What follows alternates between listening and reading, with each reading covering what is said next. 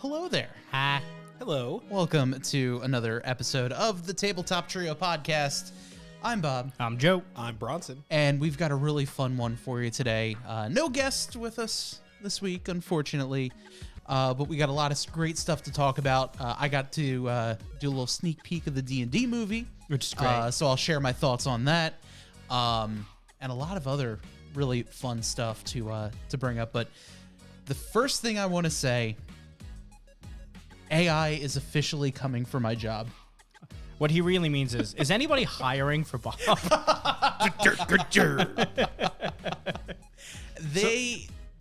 Go ahead. We were talking about this right when it came out, like right when ChatGPT exploded, and I started joking about it. I was like, you think they're gonna come after radio? Because that's like, I mean, to a lot of radio hosts, what do they do? Mm-hmm.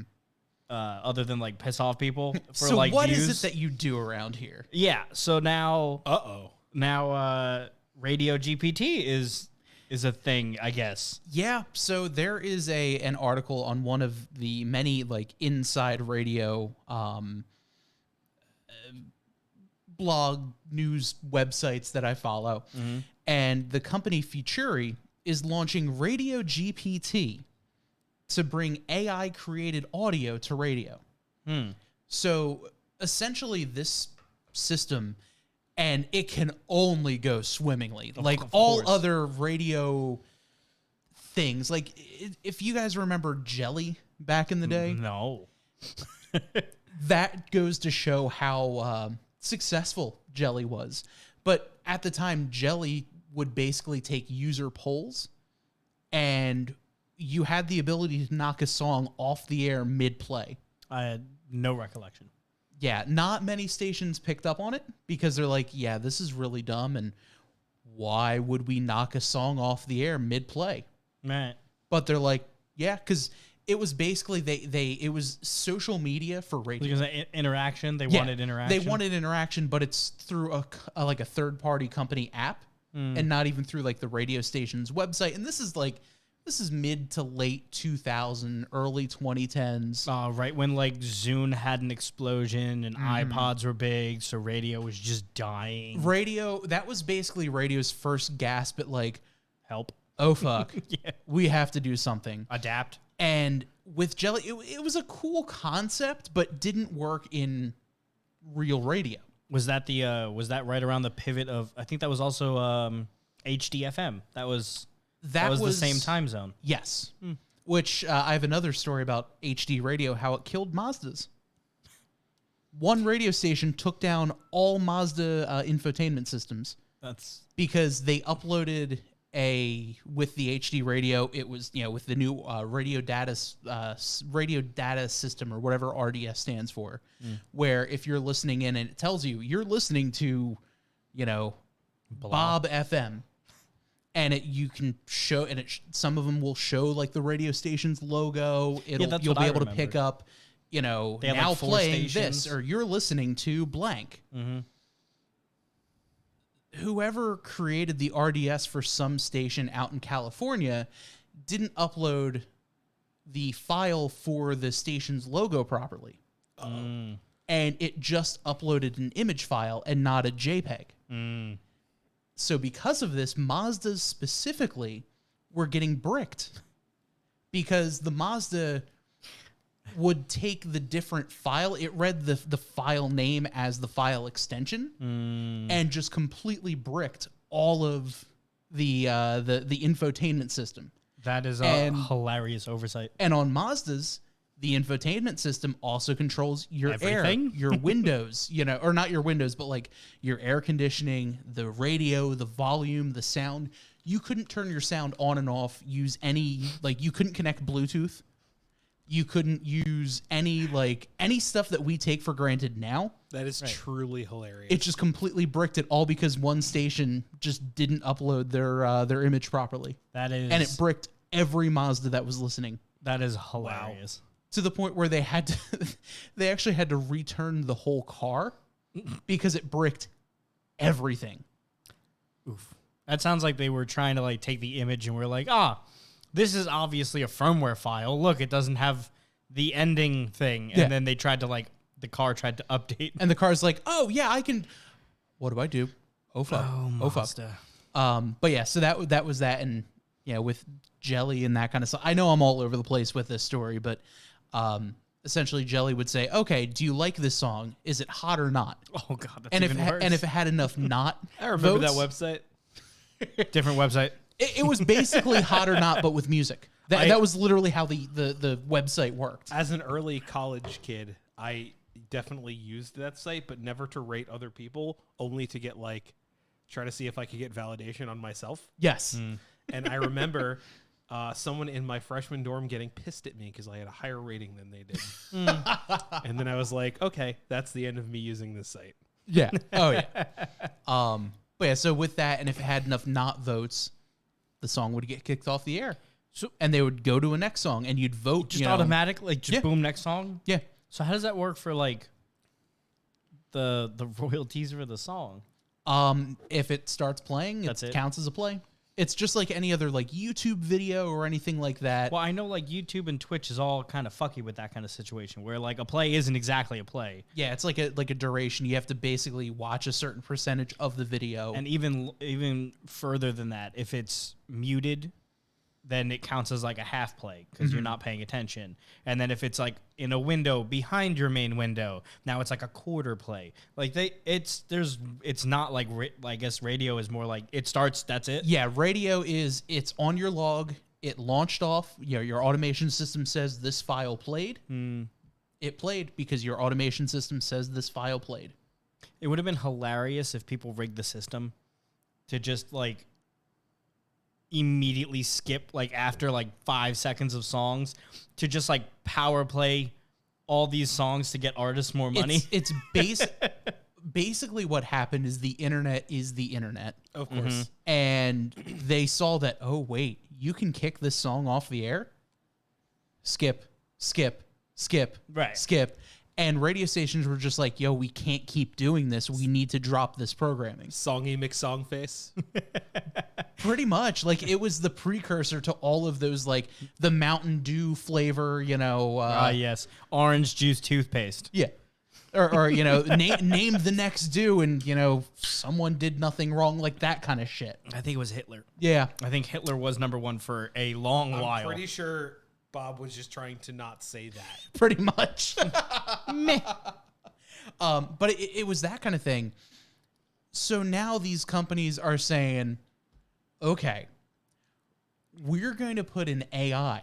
You don't have to pay the AI anything. It's not like you pay people on the air anything anyway. Tell me how you really feel, Bob. I love my job. I definitely love my job very much. No, but like these companies, and thank God my company is not looking into this, at least as of right now. Once they figure out how to get the politics way turned to like 11, then they'll pull them. Yeah.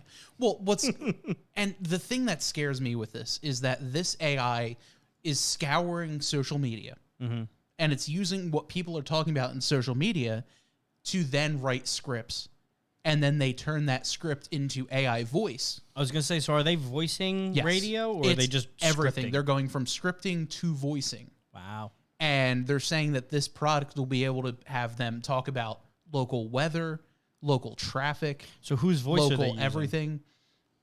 Just AI voice. Welcome to WGPT AI fueled content. Today, bees, bees, bees, bees. Boy, do we love bees.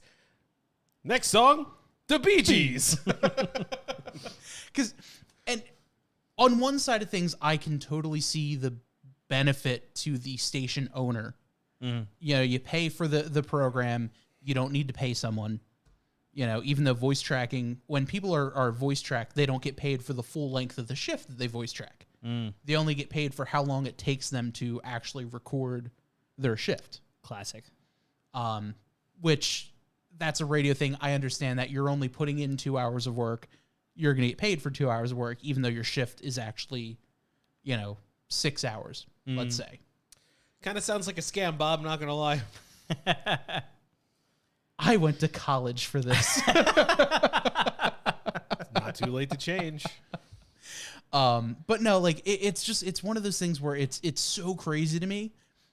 And the fact that it uses social media is what terrifies me. Yeah. I'm a little worried about that. I actually got an invite today to use Bard, Google's new one. And it wasn't bad, but at this point, kind of run of the mill for AIs. I asked it a few questions like, what should I talk about on my podcast about hobbies tonight? They gave me some very generic answers. But I like to imagine when you're reading the responses from a chatbot AI that it's like a 12-year-old bored reading a book report they wrote. Because it's always that tone to me. Nothing particularly interesting. Like, they don't say anything unique or insightful. It's kind of just like recycled garbage that's the result of kind of like a Google search. So I did take a screenshot and send it to the chat. And my inquiry was, what should I talk about tonight on my stream about hobbies?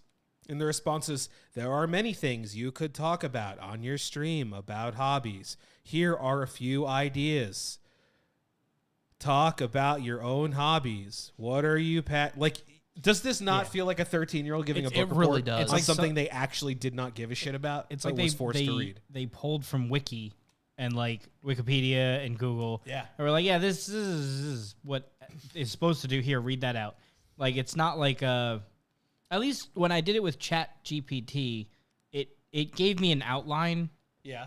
of like what you should talk about. Like I think I told it to write me an episode for the podcast, and it did. It wrote me a whole episode of like, I think it wanted us to create a board game. I think I remember that. Yeah. And that's kind of what this did. That's why I don't think Bard is like too much different than the other stuff, because what it said is give tips and advice on how to get started with a new hobby, which we do all the time. Interview other people who have hobbies, which we do all the time. Play a game related to your hobby, which we haven't done on the stream yet. We just play video games. That's a hobby. Yeah, but the video games aren't related to our hobbies specifically. I'm not a professional rafter. Yet. Wait, sea for the levels polar are ice caps to rising, melt. baby. I'm going to be a professional shark fighter. I'm going to be a professional race car driver. Get rotated, idiot. That could apply to either of you. Yes. No, I'd be professional shark bait. Do a live demonstration of your hobby, which we have done, and host a Q&A session about your hobby, which we kind of just do in the chat regardless. But it all still feels very soulless. See, I think the main difference between ChatGPT and Bard as of right now is Bard gives it to you as like a bulleted point, like these are all of the steps you should take. Yeah. As opposed to ChatGPT, which is more like a paragraph, like more of like an essay of like what to do, as to where Bard is just like, do these things and do this. One of the other ones I did was I said, Bard, tell me a story about betrayal. And it introduced a bunch of characters, made like a little plot where John and Mary were friends since they were kids, and they grew up, and John took a job and moved somewhere else. And then Mary started dating John's friend, Tom, sorry. And that made John feel betrayed. And I asked Bard why, and it was like, John feels betrayed because he valued Tom and Mary as close friends. And I had to like double down and be like, but why is John betrayed that Tom is dating Mary? And the response it gave me was, because he was betrayed. So you can leave feedback on Bard. So I left the feedback that like asking two questions led to a cyclical argument. Close. You can't answer a question with the question that was queried to you. If someone asked me why the sky is blue, I can't say because it's blue. Like that's, that's not really a definition. That's just a statement, right? Yeah. So Why? Because. that's why it still feels like a kid writing a book report. Yeah. It's like, Timmy, why is the sky blue?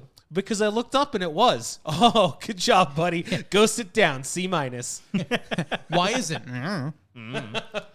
God made it that way. That's what my mom says. Oh my God, could you imagine if like an AI just threw that in there? How long do you think before someone fucking religious codes an AI that answers all God shit? You know, so I from give it what like 3 weeks. So from what I saw this morning, was it Stanford University? I think it was Stanford University. Have cloned ChatGPT for $600 Oh, no. and could feed it whatever it wants to now fuel whatever it wants it to read. So it's around the corner. Oh, God. Which, honestly, and I'm going to throw this out here, I can't wait for this to hit mega churches, because I do not have to hear pastors anymore, like those crazy fucking people. And then they're going to be like, wow, the robot does that just as good as the other guy. Do we give him a private jet? How funny would it be if I just coded a fucking megachurch AI? It wouldn't That be was hard. like Godbot or something Just like be like, that. AI, read the Bible, then take out all of the good parts.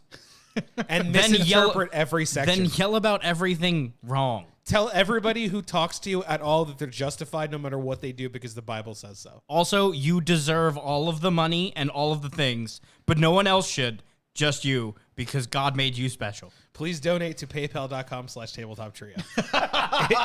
if this helped you save your faith. Parentheses. When using that, please say out loud that it was the Church of Tabletop. Not No, we would have to change our name to the Tabletop Trinity at that point. Actually, no, that'll be our business name for the AI. Oh no! Can you save that later for a clip? Like when we do the little clippy things where we have the preview. That's got to be it. I hate it. 1645. Got that one mentally written down. Sicky. Got that. Oh, so I don't know. I don't know where we're going with all this AI stuff because it seems like it's a snowball now, and I'm not sure. Like now it's like the new thing, but like it's gonna fade off again, and then it'll come unless back. they get better. They will, but it's not gonna be immediate.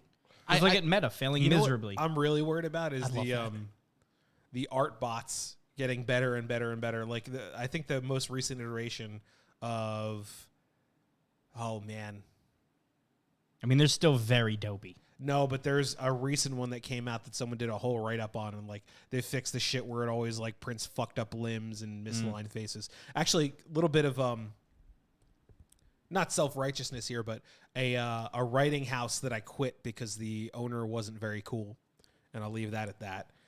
Started using AI for their cover arts instead of wanting to hire artists, which I guess for a small design house is fine, but these guys kind of suck, so not really too worried about that. But that works fine for like planning and getting the general like feel of everything, and then maybe modifying those pictures.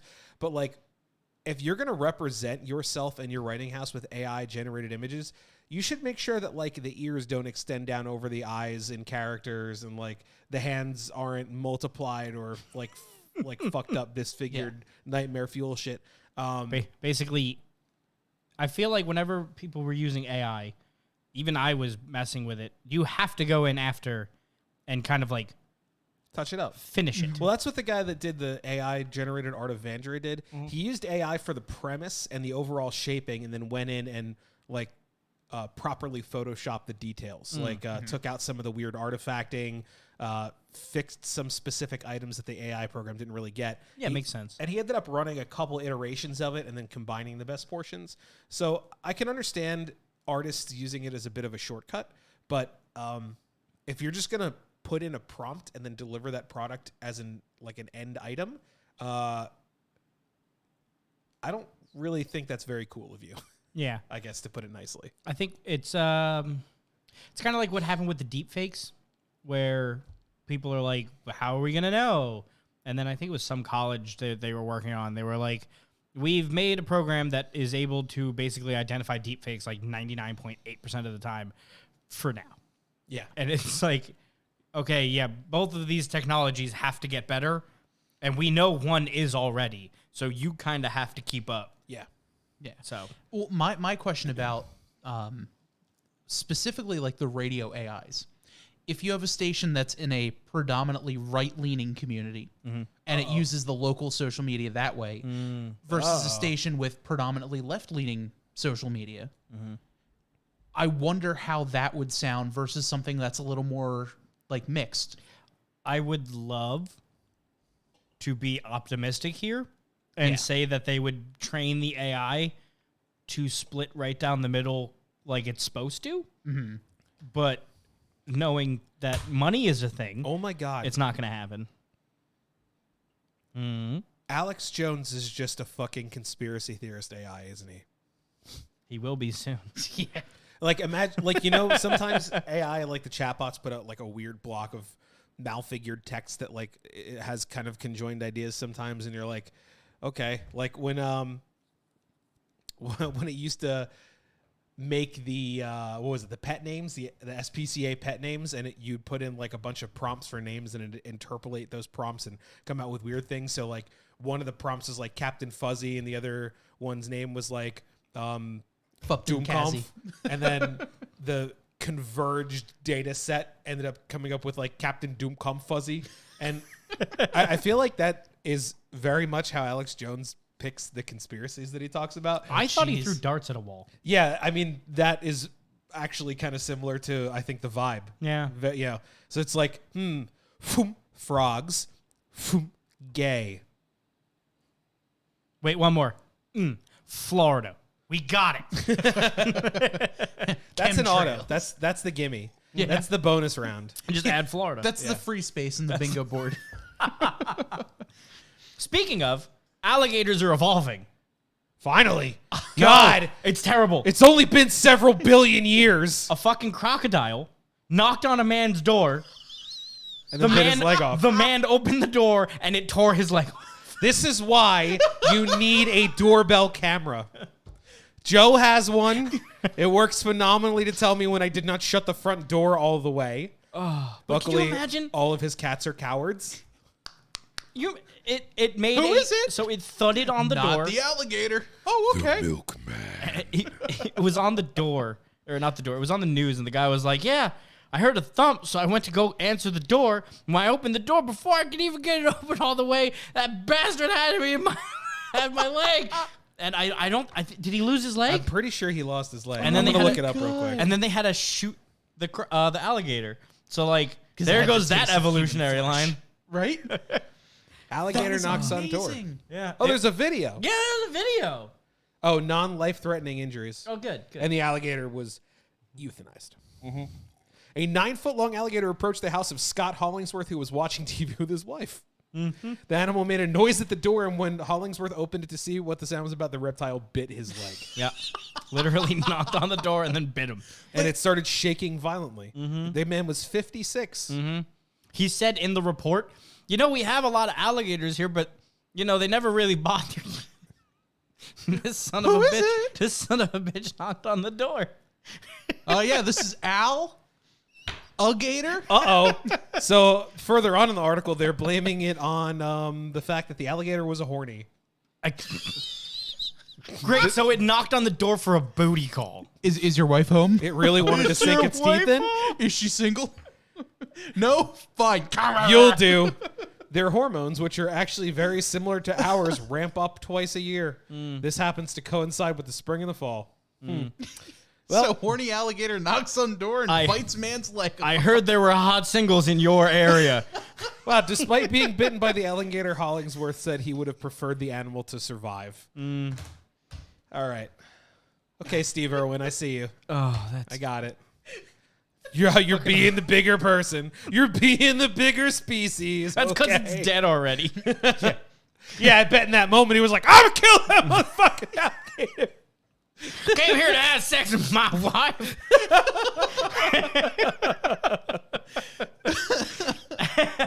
Fuck you, I have thumbs. I heard they're ornery because they're medulla oblongata. Now this one's ornery just because he's horny. Hornery. Oh, TabletopTrioDictionary.com. Hornery. Ornery.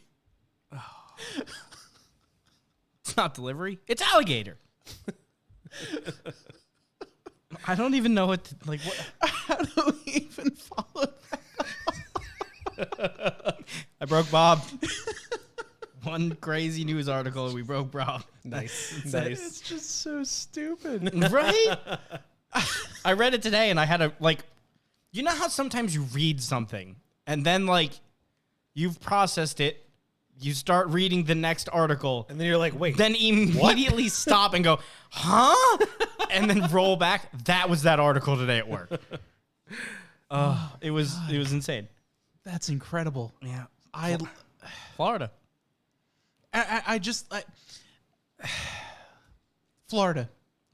Florida. I like how nobody realized up until recently that dogs could be trained to talk through a mimic board. Oh, the button things? Yeah. Oh, I love those fucking things. Those are some of the best videos. Smart dogs have surprising accuracy on those. Yeah. I was watching one video where he was like, there was a husky that was sitting on next to his owner on the couch, and the owner farted, and the dog walked over to the soundboard and went, "Dad, poop." Wow. He's wrong, but that's hilarious. Well, there's one account that I follow. It's called What About Bunny, I think it is. Yeah, I've seen that one. This dog will have full-blown conversations with its owner about dreams. Yep. And she calls them sleep thoughts or sleep think. Wow. And they'll talk, oh, well, what did you sleep talk about? And it'll be like, Mom, Dad, outside. And it's like, what the Turns out the dog's just asking to go outside. Right? Guys, I really have to poop right now. I like the one where the dog was like, food. And the mom was like, no. And the dog was like, food, now. They're like, no, you just ate. And it was like, food now. Please. That, or I love the ones that have. And then they said no again, and the dog was like, angry. I love the ones that have like curse words as buttons as well. I saw one where it's like, take a shot. And they'll play a drinking game with their dog. And if the dog hits the take a shot button, they all have to do it. Oh my God. Well, they forgot that the button was out. So the dog hits the button and they're just hanging out. It just goes, take a shot. They're like, no, we're not playing the button. The dog goes, take a shot. And they're like, no, we're not playing. Dog goes, take a shot, bitch. And just goes, huh? And stares at them. And they're just like, I think the funniest one I saw was when one of the owners was exercising. One of the owners was on the couch, and the dog was with the couch, like just chilling. And they were like, "Why don't you go help him exercise?" And the dog got up, walked next to the owner who's doing like pull-ups or something, like, you know. And the dog was just like fat. And something else, and the guy just put down the weight. Dad's fat. Dad fat, and the guy just puts his weight down. It's like, fuck. I got called out by your dog. I gotta say, Man's how is best that friend not no more. staged? How do they like? How do you teach a dog the concept of what overweight is? Right? Like that had to be like the treat button they reprogrammed. I don't know, because the lady did start like cracking the fuck up. But I don't know. I don't have a dog. I haven't tested this theory. My cats are stupid. Yeah. I don't think Gypsy could figure out how buttons work. Luna might be able to, My but cats she'd love not do it springs. just to spite me. When you leave, all the buttons get pressed. Yeah, Everyone is there. It's up all the batteries. my girlfriend's dog rings a bell to go outside. Oh. Like they have a bell right on their back door, and the dog will go over, look at them, look at the bell, and just go jing-a-ling-a-ling-a-ling. And she'll stare at you the entire time until you get up to open the door. She's learned that just doing that will have you open the door. So if it's a nice enough day, she'll ring the bell and just lay there. And she's like, open the door. I want fresh air. Wow. And we're like, You spoiled fuck. yeah, we're just like, really? You're going to do this now? And she'll like turn and look at you and just be like, jing-a-ling-a-ling-a-ling-a-ling. It's like, Damn right I am. Fine. Or like, we'll leave the screen door open like the back door. And she's just like, all right, I'm good. I'm cool. She also demands outside water. What? So they have a Like hose? no, just a water bowl outside. Oh. No, Joe, for dogs, they're called bitches. Literally. Don't cancel me. It started like it was hot outside one day, and they brought like an extra like water bowl out for the dog. All right. And she's like hanging out, whatever. But now that's her favorite place to go. She'll drink the outside water more than she will drink the water in the house. Comes from the same place. Comes from the like water purifier and all that. Is it like a temperature thing, or just likes it outside? Just likes being outside. Like she's gotten me trained so much that when I come over, she'll, I'll give her all the pets and, oh, how are you? Blah, blah, blah. And like, I have to go say hi to her first before I say hi to anyone else. When she's done, she'll jump up off the couch, go to the door. I have to open the door. She'll run out, get a drink of water, come back in, and now I'm good to go about my day and do whatever else I need. But Wow. that is our routine that we've been doing literally since she first got to the house. That's crazy. She's got you on lock. Yeah, and God forbid I walk the wrong way, she'll be like, you're going the other way, and she'll herd me because she's part border collie. So she'll walk across me. She's like, no, you're going the other way, and she'll bark at me. And she's like, no, you're going the other way. Like, all right, fine, I'll go. So do you're this way." letting the dog train you. You're an enabler. She barks really loud. Okay, You're like ear splittingly 5 loud. times her height. You could pick her up and throw her. Oh yes, and I remind her that every time. And yet. Yet you And still yet I still let let her her do it. herd you. Yeah. So she's a herding dog. She has to herd something. yeah, that was my in-laws' dog up in New York. You heard? He herded all of our cats. So when we were renovating the house, our cats were in New York and her cats were in New York. So we had a bunch of cats in New York. There were like 8 cats. They had like a turf war one time. And the dog was like, well, that shit's done. So now whenever our cats went to go leave one room, the dog was like, no. That's your room. You don't leave your room. You live here now. And then when the other cats would come down, they'd be like, no. You live upstairs. 4 a.m. Watch says, and that's why squirrels bully you, Bob.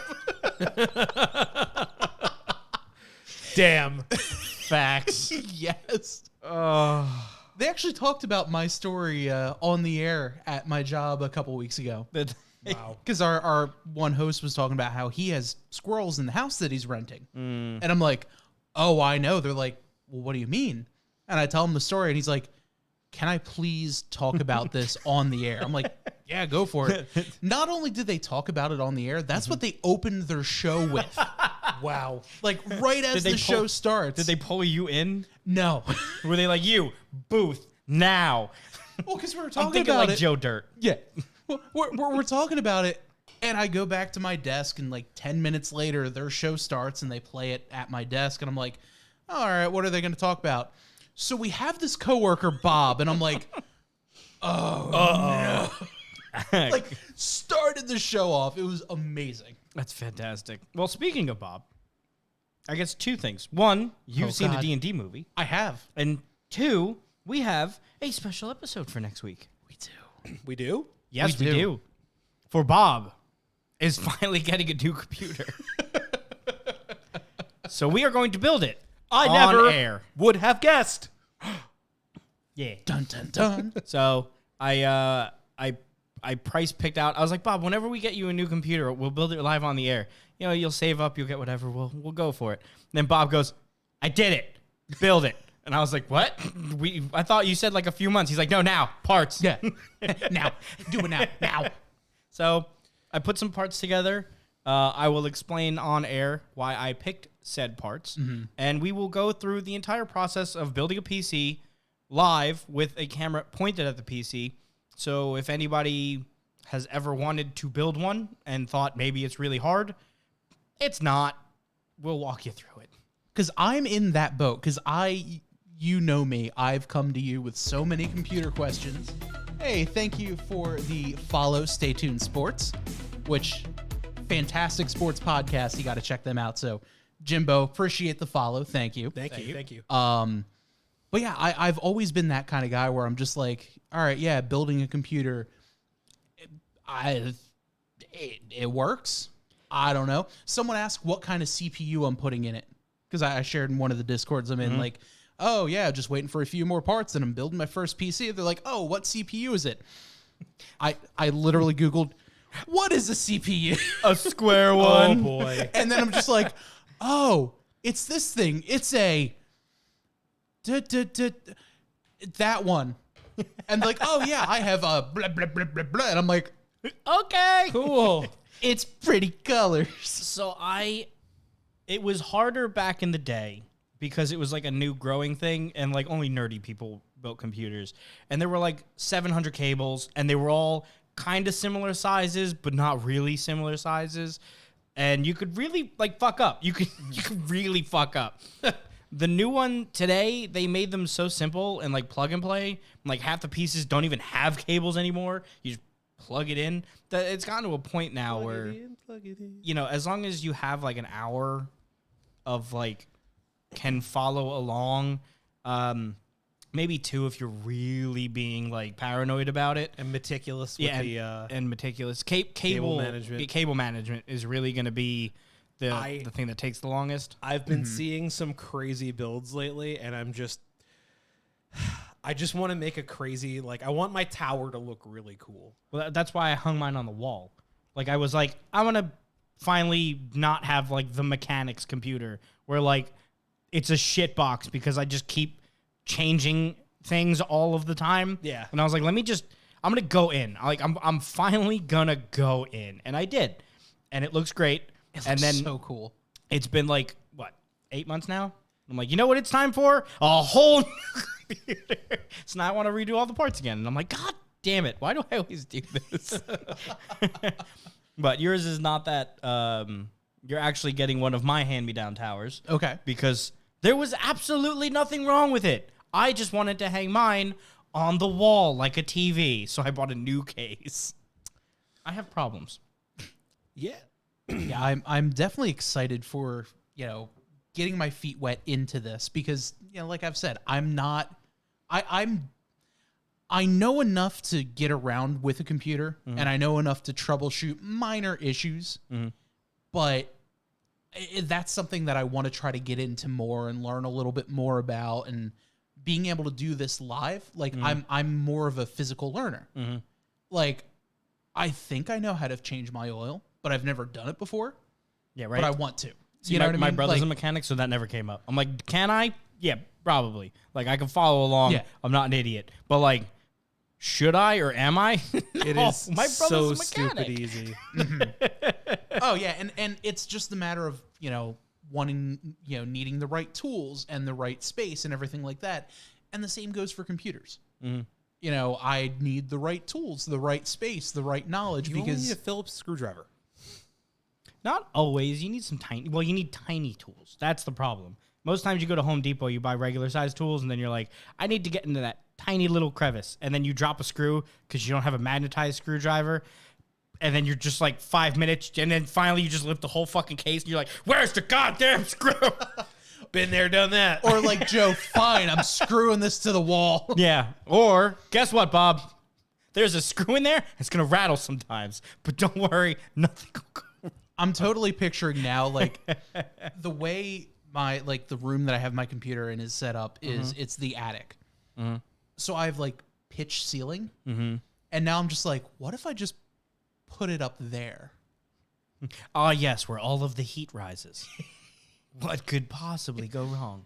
I mean, my air conditioner's on like 99% of the time, so It's gonna be 100 after this fucker turns on.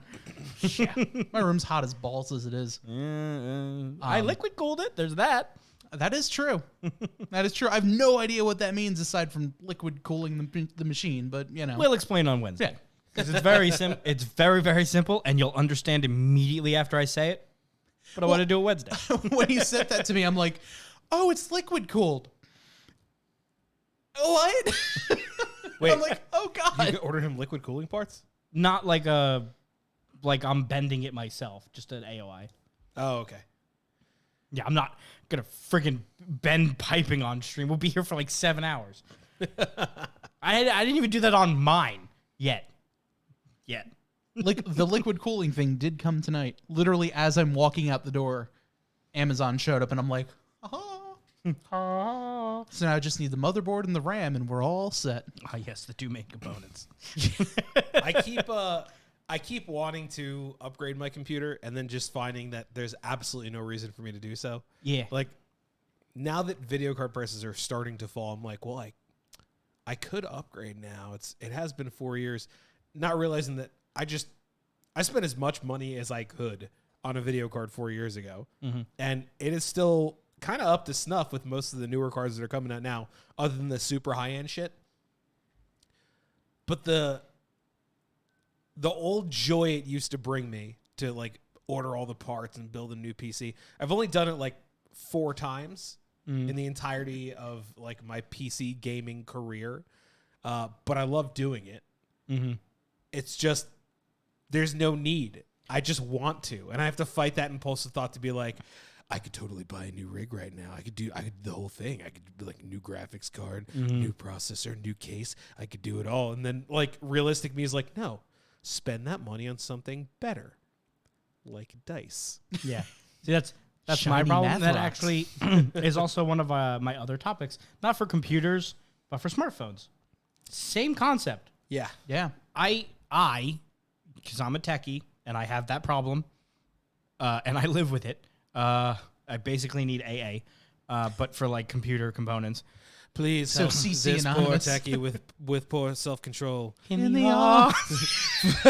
For every time a new piece of tech comes out, He needs it. Joe drags himself to a Best Buy and stares at it through a glass case.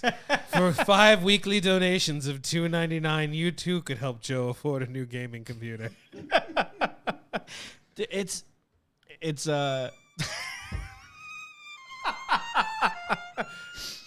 This poor technology-starved boy. as I surround myself with several dozen motors and tech.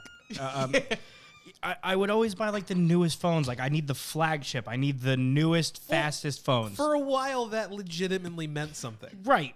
So I But was not going. anymore. I was going back on my timetable of Android. I've had Android since the beginning of Android. I had the first one. The Droid. No, before that. The Moment. Motorola Droid. So Motorola had the Droid, but that was after the first Droid. The first Droid was from Google. It was a T-Mobile only. And then at the same time, Samsung dropped the Moment, which was a phone that slid up kind of like a sidekick. You have the keyboard. I had that one. And it was like, okay, so you gotta mod the phone so that you could overclock it because it was slow as shit because it was a single core. And then you had to like put your own operating system on it because it came with shit, but like Android has been updating so often and this and that. And then like the second phones came out and they had dual cores. So I threw my old phone away and I got a new one because, and then you were like, okay, now I got to underclock it because this dual core is really fast, but like the battery sucks. I'm only getting like 3 hours of battery on this bitch. So now you got to go back. And now you're also putting in the operating system. And then like the third one rolled around. You're like, okay, they figured out the processor thing. Now we're doing operating systems because, it's better. You can put your own on there. And then the fourth one rolled around. And now I'm up to now and I'm like, I turned it on. And then I don't do anything. I just use it. Well, now it's like a chore to have a new phone. Like back in the day, when you got a new phone, like I remember smartphones were too expensive when I was like halfway through pushing out of college. So I rebuilt a broken Galaxy S3 for I think like a third of what they retail for, which was sick. Like I bought one that had a bad motherboard and then swapped the motherboard from a good phone I bought into it. And had like half blue, half white, like different parts from different kits, some, Chinese remakes, some original OG Samsung parts. And that was great because I spent like a third of what almost a new S3 would cost. Because nobody knew how to repair them yet, even though it was like 5 screws in the back. It was not complicated. Gone are the days. Yep. Yeah.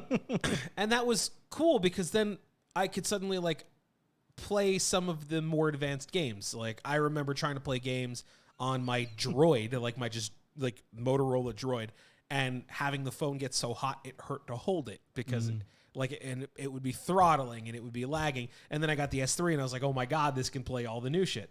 And then that kept happening. So like after the S3, I ended up jumping to a I think it was the first Pixel and then an S7 Edge, which I hated, and then another Pixel, which I hated because it wasn't as good as the original one. And then, like, I think finally now, like, I had an S10, and this is the S22 or whatever. But after the S10, the only thing I was really trading up at that point was, like, a more modern screen. Because the speed's essentially the same. So now the screens have gone backwards because they realized What? So What? The resolution has gone backwards. The screen tech has gotten better because OLEDs and all that good stuff, Right. and they look really clear, and you get HDR and all that good stuff. Right. But the resolution, they realized when you're staring at a fucking screen, you don't need that many pixels, Right. Because you can't tell the difference, and all it's doing is destroy your battery. Right. So now they're going like high refresh rates, and then, more better like quality screen, but not higher. Better pixel lighting, counts. better colors, Right. but not as high resolution. And then even that, we are now at a point where they're pretty much as high as you can go. for the last 2 years or 3 years, they've been like screens, perfect, done. If they can make that, TVs would look phenomenal. They can't, so they don't. They're trying, but it's the only thing you're getting now year over year is camera upgrades. Yeah. Nothing else you will foreseeably notice a change on. And like I keep having to tell myself that. Compensating from planned obsolescence. Well, yeah.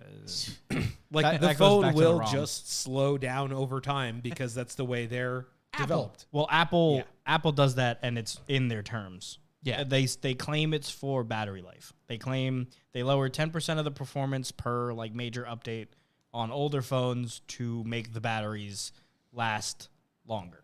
I think that's the gist.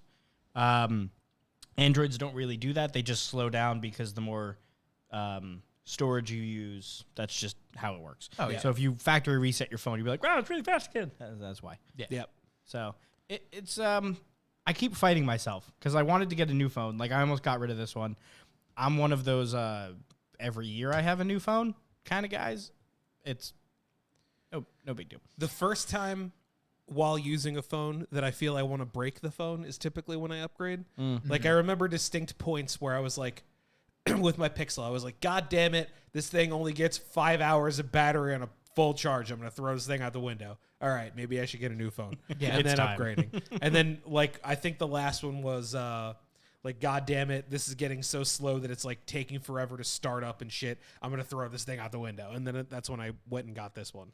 Yeah, for me, it's always, okay, the battery is not lasting nearly as long as it needs to.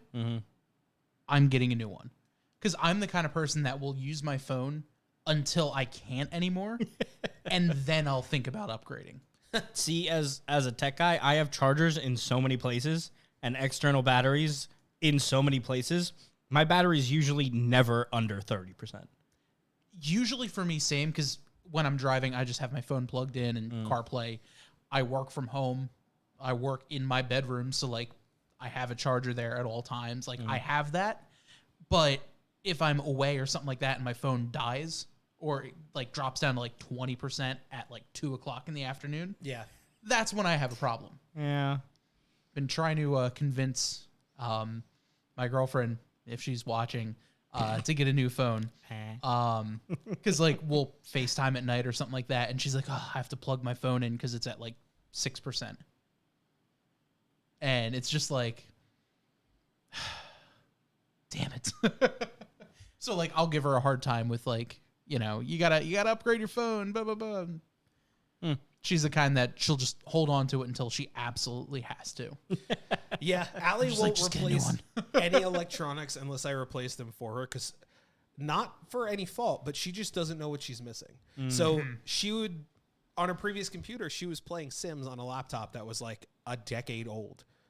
And she would be like, oh, I can't play what I want to play on this. I guess I'll just do something else. And I'd be like, no, if you enjoy something, we can fix that. And then we would, like, I remember one Christmas I just emailed her mom and I was like, hey, you want to go half in on a new laptop for Allie?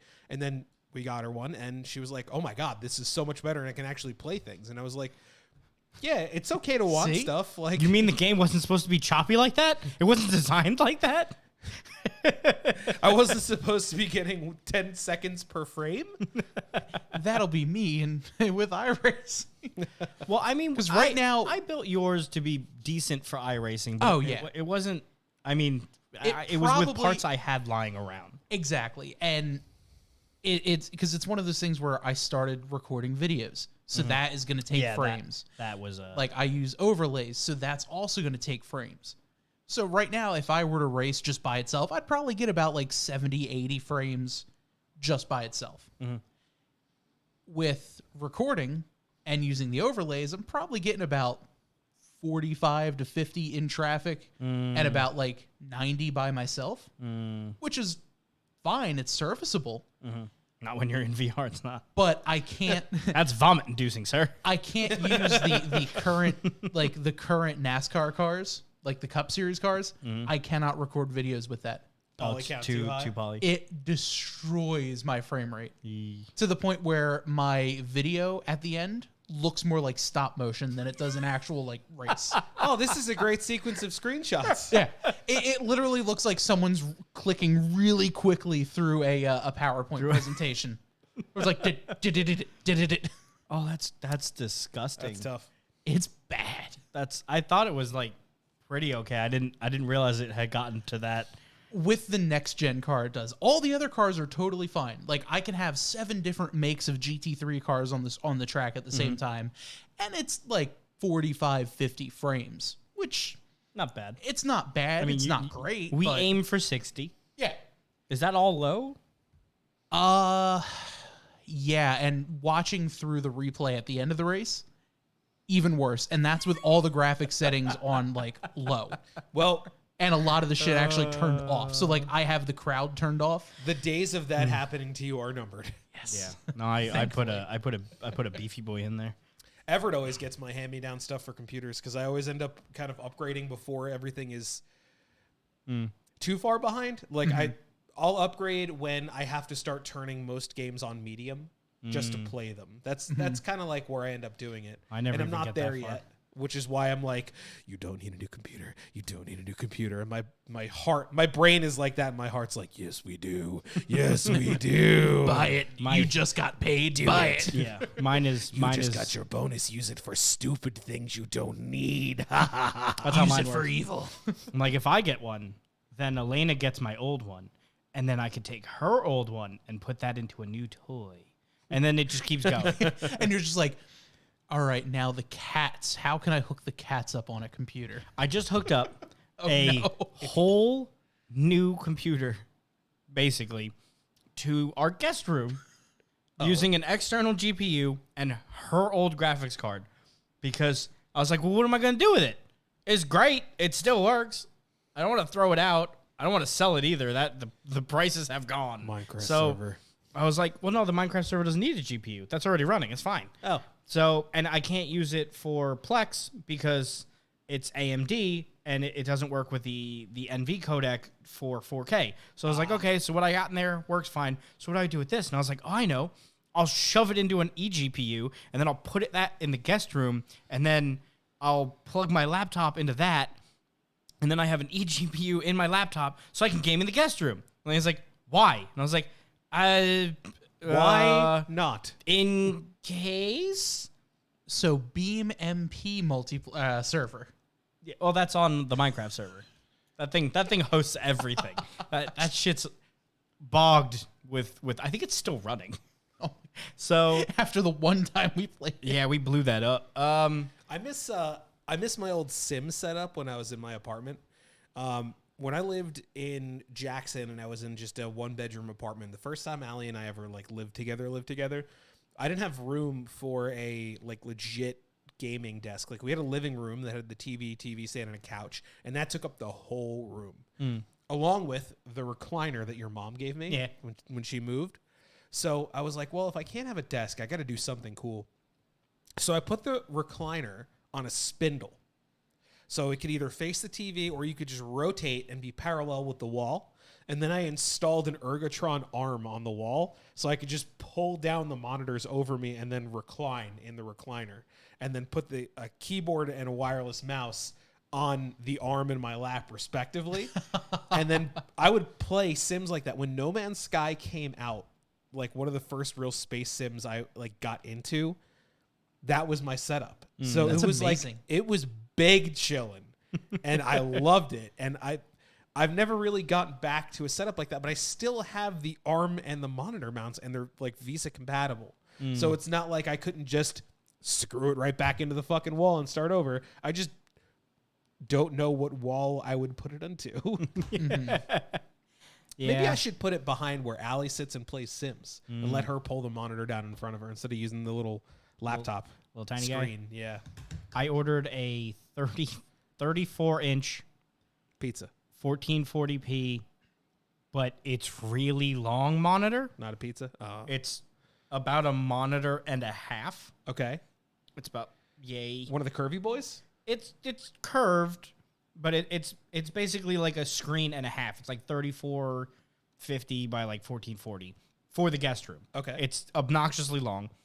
And she was like, well, what's that for? I'm like, well, you use it for work now. That's my excuse. So you use this for work, and it's great because you could fit so much shit on it, and there's no line in the middle between two monitors. So it's like win-win. And then when you leave for work, I go in there and use it for space shit because it's really iRacing. Well, I have the VR, but I also thought about that. I was like, if I bring the chair or my whatever the whole fuck you want to fucking call setup. it into the guest room, I could sit and then stare at this giant fucking monitor to race, and I don't even need 3. It's just 1.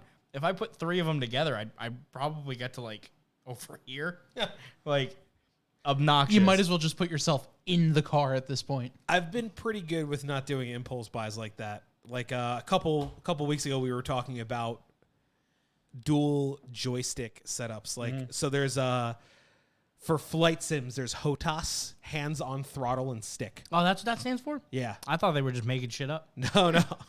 So HOTAS is hands on throttle and stick. Because of the way Star Citizen's played, you have to do HOSAS, hands on stick and stick, because you have more degrees of freedom than you would in a typical aircraft. Like, Got to do that at strip clubs too. Stick and stick. what kind of strip clubs you go to? Oh my. The kinds that don't exist anymore? Wouldn't it be hands off strippers and wallet? No. It's their job to be Hosa? hosas. HOSA, hands off strippers and wallet. Yeah, the mount for each of those sticks is $150, and you need 2 of them, and each stick is like $300. So I was like, do I really want to spend a fucking grand on bases, mounts, and sticks to play a video game I only install every few updates? And like I rationalized that with myself, and I was like, no, don't buy that. It's going to be more shit you have to pack in your office, and you're not going to have a place for it when you're not using it. And I didn't buy it, and I'm pretty proud of myself for that. And I've been good with not buying computer parts, and I've been good with like not spending too much money on dice. But like, it's hard. Things are cool, okay? So what you're saying is next week after we build the computer, you're going to be like, I need to do this. Pretty much. Oh, fuck. I didn't think about that. I mean, if you Fight want, the we urge. could always try to get like a guest host to come in and for you. Fight the urge. Fight the urge. Oh no. I just gotta Hopefully focus on Allie's the not fact- watching. Allie doesn't give a fuck when I spend money, and I don't give a fuck when she spends money. She gets something in from Amazon, and I'm like, sweet, babe, what'd you get? And she's like, look at this new dress or these new boots or jacket. And I'm like, awesome. And then I get a package, and she looks at it, and she's like, dice. I'm like, yeah? You don't have to guess right every time. No, this one's a holder for dice. It's not dice every time. Just most of the time. Dice and dice accessories. The Hank Hill of the dice world. dice and dice accessories. Oh my god. So Those are the most beautiful dice I've ever seen. Whoa! I guess while we're talking about gaming, we'll have a PSA. For any of you who own a Nintendo 3DS, if you ever wanted to buy shit for your 3DS, the store closes on the 27th. Do it. So Do it now. I think Pokemon has been exploding on the e-store because everyone is trying to buy it before the store closes. R.I.P. 3DS store. Yeah. So that is that news. I guess is it next is it Today's the Monday, 22nd. Tuesday? So I think Monday. So Monday. Oh, yeah, because Monday's when I'm going to that thing in New York. So on Monday it is closed. So if you need stuff, now's the time. Yes. And then on much happier news, Counter-Strike 2 is coming out. I saw that. I'm so excited. I wonder if they're going to actually give it its own personality, or if Yes. they're going to do what Counter-Strike Go did and just try to make it Call of Duty. Nope. They released some teaser videos. They released 3 new teaser videos. They did one for the Smokes. The Smokes got their own video. Much different now. Way cooler. Really? Never seen a video game do this, so that's really cool. 2 was locations. They're bringing back old locations and like kind of redoing them. Then they're doing all new locations with all the new lighting and all that cool graphic shit. And then they're doing All right. the third one, which is full rebuilds to make them the same as the old ones, but just nicer. And if anybody likes or plays Counter-Strike, the rebuild that they showed, as soon as the first picture popped up, it just like punched me in the face. I was like, Italy is back. Oh, God. They redid Italy. Really? Yep. So I got really country? excited for that. Yeah, probably. Yeah. They did it. Molto bene. They did mod creator tools are back. Italy's the one where you get off the raft in the beginning, right? The Uh, inflatable? no, that No, was a that's different Raft. one. Italy was you had the fork. A smack of your face. You had the fork right when you spawned, and you could either go up or towards the market where you could shoot the chickens that explode. Oh, yeah. Forgot about that. Yeah. So that was Italy. So I'm like dumb excited My that that's God, back. you just unlocked the fucking core memory in my mind. Yeah, that's why I got excited. Nobody went left. I always went left. Nobody you went left. You go up the little thing, and if you ran fast enough, you can get to the terrorists right before they got started. Just bang, bang, bang, bang. That's how you catch them. The flank. That was the OG flank. All I can remember is people who were new to the game playing CS Italy couldn't get up the boxes into the window. Yeah, it And was usually if they took too much time jumping up there, there'd be a CT waiting around the corner with a shotgun. no, it was the op. They could shoot through that wall. That was a wall bang wall. That was an OG wall bang wall. Oh, yeah. But anyway, that's being redone. So I got just dumb excited because at first it was leaking it leaked last week, which is I originally had it as gonna be sad because the leaks it was basically a CS:GO update a la when World of Warcraft does an update. Right. So like they're doing an engine update, but then not really. And I was like, but then with these new videos coming out, they're like, oh no, this is on the brand new engine and we're redoing the entire game. So the new way they're doing the smokes is they are biometrically scanned to have their own set of boxes so that if you throw a smoke somewhere, it will actually form like around, like if you throw it in like a little inlet, it'll smoke the inlet. So it's not just like a poof. And then they're making sure that whatever smoke you throw is the same that everyone else sees. Because that was always an issue with smoke grenades. Yeah. Is that sometimes you see it different than other people, and you'd be like, but he couldn't see. And then on his screen, you'd be like, dude, you were like wide open. So that's fixed. The second thing they're fixed was another whole video with tick rates. Tick rates are gone. They are now doing sub-tick rates. When you click a button, the server registers you clicking a button. There's no more tick rates. There's no more in-between ticks. There's no more missing. If you missed, you missed. Huh. So that's going to be really interesting. But now who will I blame for my poor aim? Your mouse. Not the squishy Myself. thing. Not the squishy. Not the squishy Never thing. the squishy It's thing. never the squishy bit. So I got just dumb excited for the prospect of new Counter-Strike. God, I'm gonna have to play Counter-Strike, aren't I? Yeah. Oh, yeah. Prepare to have a bad time. Oh no. If you've never played an attack shooter, prepare to have a bad time. No, it can't be that. It's not that bad. Can I use a controller? God, no. Oh, God, Bob. I just threw up in my mouth when he asked me that question. If you, I mean, you can go ahead and try. Listen, but if you're like- going to play Apex or Call of Duty, knock yourself out. But if you're going to play like Valorant or Counter-Strike, no, you can't. you can try. Boy, can he try. I mean, you certainly can, but don't. Yeah. You're Fair like, enough. Why am I 0-57? I just don't know what I'm doing wrong. God, I suck at this game. Yeah, but see, like I use the correct control input, and that's all the shit that I usually say while playing Valorant, almost word for word. In fact, that almost sounded like a dig. It was so accurate. Sorry. Well, that's okay. I don't attempt to get better. So the only person to really be mad at is the motherfuckers who made the game. I'm really Damn excited. you, devs. I hope that they are doing it the right way. I'm really interested to see how skins are going to work. Are they going to pull that all forward from Go? Oh my Are they going to God. introduce new ones? Joe, I miss downloading skins off FPS Banana. I know. I was on FPS Banana the other day. I almost installed 1.6 again because I found all my skin mods. Turns out I had them all saved in a profile. I miss the present bomb. The little like the Christmas gift where instead of hitting the buttons, you're undoing the ribbon, putting it on the ground. I miss my skunk shotgun. That was fantastic. How about the cat AK? The cat AK was also hilarious. The dildo sword. Yep. Big purple. It was so big. It was like the whole goddamn screen. So back in the day with Counter-Strike, with 1.6, for any of you youngins, you didn't have to buy skins. You just went online and you downloaded them from people who made them. And then you just took them and you just dragged them into the file where the old ones would be, and you just overwrote the files. And then that was it. You're done. They're there. No one else sees them, just you. Dalton I remember says doing the that. up and down P90.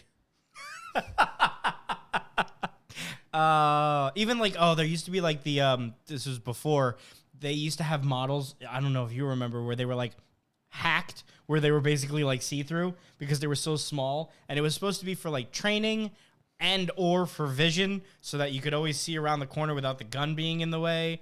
And then they had like the clear ones or like the wire ones where it was like the green wire. Yeah. But I always put things on the screen that were like way bigger and dumber just because it was fun. Well, I'm pretty sure the majority of the time I used the knife, it was like a baseball bat. I used to go through so many. I had like the katana, then I had the giant purple dildo, then I think I did a baseball bat. And they weren't constrained by what you had to see in third party.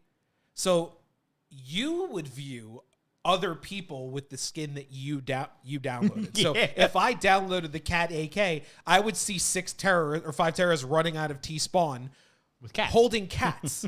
Oh my God, But yes. they didn't see the skin that you downloaded. So Yeah. it wasn't like you couldn't show other people your glory. Yeah. See, like in Valorant now, if you own a skin, everybody can see the skin you're using because it's controlled by the game. You can't make custom ones. Okay. In Counter-Strike 1.3 to 1.6, and even Source, it was lawlessness. Mm-hmm. I distinctly remember downloading a skin for, I think it was the pump shotgun, that it was just backwards. So the hand position was the same, but the shotgun was just stock first. And it would still work. The but dualies. it would be hilarious to see someone just running around with a backward shotgun. The dualies was just the fingers. And Yeah. And with the dualies, you used to be able to bind it to your mouse wheel, and there was no like trigger pause. Like today, you can't do that. Yeah. Like on the new CS:GO, there's still like a rate limit for fire. In 1.6, there wasn't. Oh, In so you set it to mouse 1.6 wheel, it was just like, bah! And your 1.6 screen was just like, you could bind fire to the mouse wheel, flick it, and fire the UMP-45 faster than you could in full auto. yeah. So, like full auto, that thing we used to call it papa because it go papa papa papa papa like that. And with the flick of the mouse wheel, it just went. Yeah. Dude, there's so many like hacked things you could do. I still remember how to knife faster in Source than you could normally by just holding it down. Left click, right click, left click. Yep. That combo twice, and you'll kill anybody faster than they will stab you twice. With 2 right clicks. Yep. It was like little The hacks more you because know. I used to play League there. The left click would also have a further range than the right click. Yeah. So you could swipe somebody when they thought they were out of range and then instant right click them. And then you can left click again sooner than you could right click, which is why it was a faster knife. So you'd go like that instead of, and people would be massively confused when you'd kill them faster So than they angry. could kill you. So angry. And Joe and I got very good at knifing because we used to play in gun game servers Mm-hmm. where if it was 1 T and 1 CT left, you could challenge the other person to a knife fight. Oh God! And when they gave up, it was a modded server. When they didn't, it called them a chicken and made them balk the rest of the whole round. Yep. Oh man. Good times. I hope that Counter-Strike brings that aspect The goofiness. into the new one. The Because thing that Go made it- was so serious. Yeah. And like they made you make like there's no well, I guess there are community servers, but like not really. Like Counter-Strike, Not the way there used to be. yeah, they used to be just community servers. Now with the new one, it's the server servers. We used to play in a server called Casual Mature Gamers where still we were around. certainly casuals, but we were not mature. I was way too young to be there. Oh yeah. It was like what, 15, 14 when I joined? Yeah. I was like, "Can I join?" They're like, "No, you're not casual." Well, you are casual, but you're not mature. I was like, "Yes, I am." As I like go in the corner and throw smoke grenades and play because I got high. Like, no, I'm definitely mature. They were like, "You're not mature enough to join Casual Mature Gamers," and one of the admins' name was Toki McPot and would do the same thing. Oh, good time. That is a specific example, by the way. That's not just a generalization. I love all of that. Yeah, I can't wait for the new one to come out. I hope that they kind of bring back some of the goofy.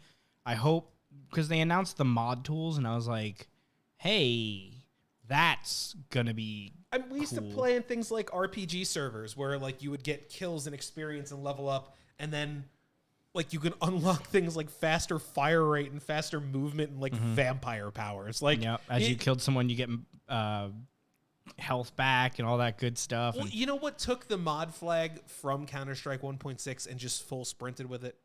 Minecraft. Everything goofy that Counter-Strike 1.6 left behind is some nonsensical mod that somebody made for Minecraft. Yeah. And that's part of the charm. I miss that stuff. Yeah, that was the fun. So I hope that they're bringing that back. I hope that they kind of had their CSGO, like that's the serious game. I hope 1.6 comes back, like, or Source That style. into 2, where you could still have the serious stuff, but like give us the fun stuff too. 1.6 and Source were goofy, but in like all of the good ways. My big fear is that it's going to be another game primarily fueled by microtransactions. Yeah. I mean, I don't think Steam hasn't done it yet. The only thing they do is with the keys for skins. And, fine. I don't really buy the keys because they're really expensive. And statistically, every time I've gotten shit. So I just don't.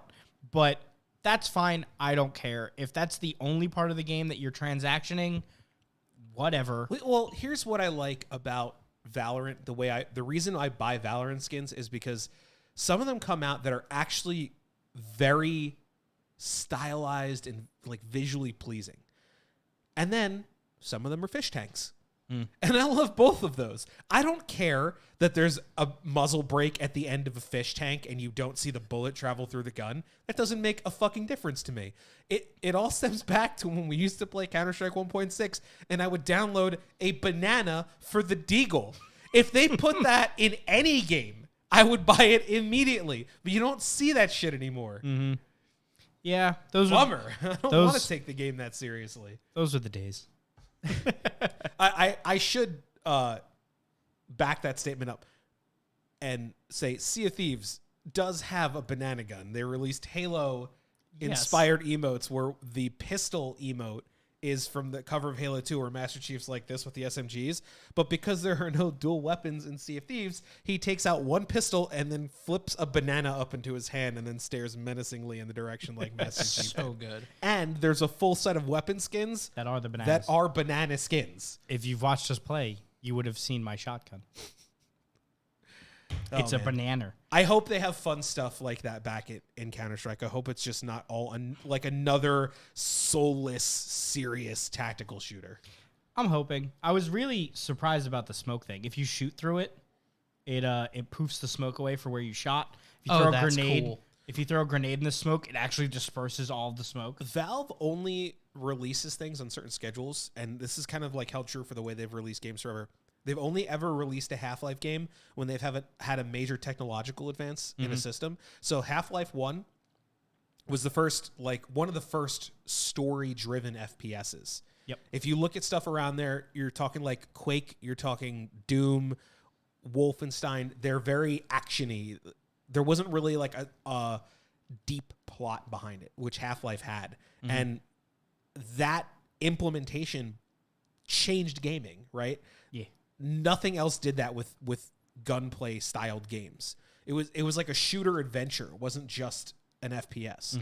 And then when Half-Life 2 came out, it was the first game that ever had a physics engine in it. And people were like dropping bricks on planks to make seesaws, and they were like, oh my God, I can't believe this is a video game.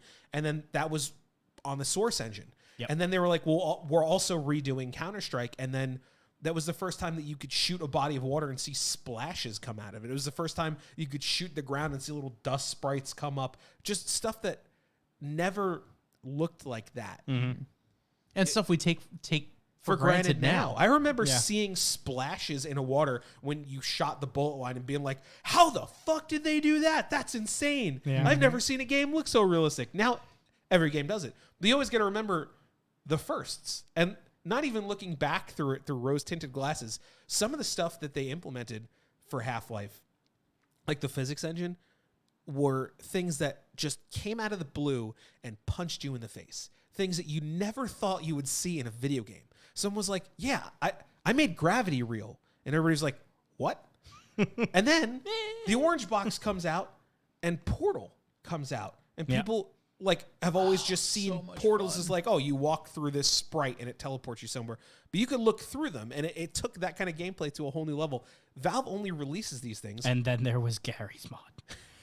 The abomination Gary's mod. Valve only releases these things when there's a major technological advance. So I can totally see someone pitching like volumetric gas physics to Gabe and him being like, you know what? Counter-Strike 2. They made a 2.5-minute trailer for gas. Yeah. Nothing else is trailered for like the shooting or anything else. It's just the maps and gas. And then the tick rate. That's it. Those are the 3 things they dropped today. I was like, all right. I see you. I see your play. I like that they did that because when you think about stuff in tactical shooters or assault shooters that pros complain about, yeah, the thing that's going to draw the hardcore crowd is the tick rate. That's those things. The tick rate, the inconsistencies in the smoke grenades. That's so cool that's what they focus on. I don't first. think the locations are for the hardcore crowd. I think the locations are for the us crowd. Yeah. Which I am glad that they're doing, I hope. Like they're like they showed Dust and they showed Dust 2 and they showed them remade with like fancy floors and all this other stuff. And I was like, that is really cool. And I like that. But they're like, we're not going crazy with them. We're not like redoing them and making them like insane. We're making them nice for this new engine. There are going to be new maps that are like beautiful lighting for this new physics engine and all this other stuff to make it look real. And I hope so. And the videos look good. I'm psyched. They look good. So now I'm like, between the smoke, I love the fact that you could shoot through it and like it starts to disperse the ring of where you shot. Yeah. So like no more hiding around corners, especially if someone throws a grenade.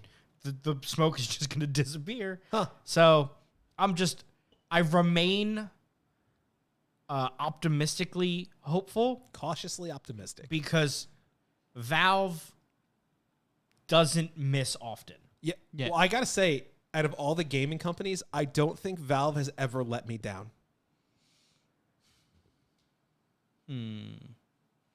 I mean, Go was a little bit of a letdown. I could see where they were going with it, and I understand. They went for the super, super competitive scene. And, I mean, hey, they nailed it. It's been, 14 years or something? And it's still competitive. It's stuck like the top of Twitch streams for a solid decade. Yeah. It's still a thing. Yep. So, like, I can't fault them for that, but I am excited for the next one. As soon as I saw CS2, or I think they were, like, teasing it as CS Source 2, and I was like, Yes. it's back. Guys, it's back. Source 2 engine. Gib. No, Gabe. Oh, It's yes, Gabe. yes. His name is Gabe. Praise Gaben. So, I don't know. We hope. want to be hopeful. Yeah.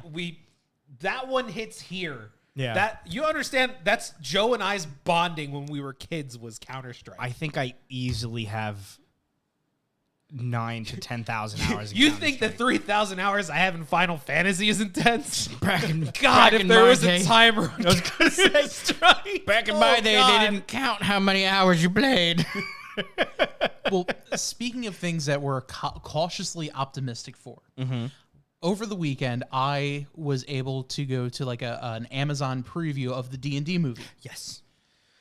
No spoilers. I'm not going to spoil anything. I'm not going to talk anything about the story. I'm just going to talk about the movie itself. So preview, you saw the whole movie. Saw the whole movie. Okay, so not a preview. yeah, Not you a said that preview. It was- before, and I was like, I thought you said you saw the whole thing. Sorry, yeah, it's the whole movie. It was just like a pre, Oh, pre-release of the... basically got like it. a pre-release screening kind Got of it. thing. Alrighty. I genuinely enjoyed the movie. The story was good. The use of magic was very good, to the point where I'm sitting there, I'm like, huh, I know that spell. Oh, he did this? Holy shit, I know that spell. And very true to D&D. To an extent. To an extent? There were a few moments where I'm like, okay, you can't do that.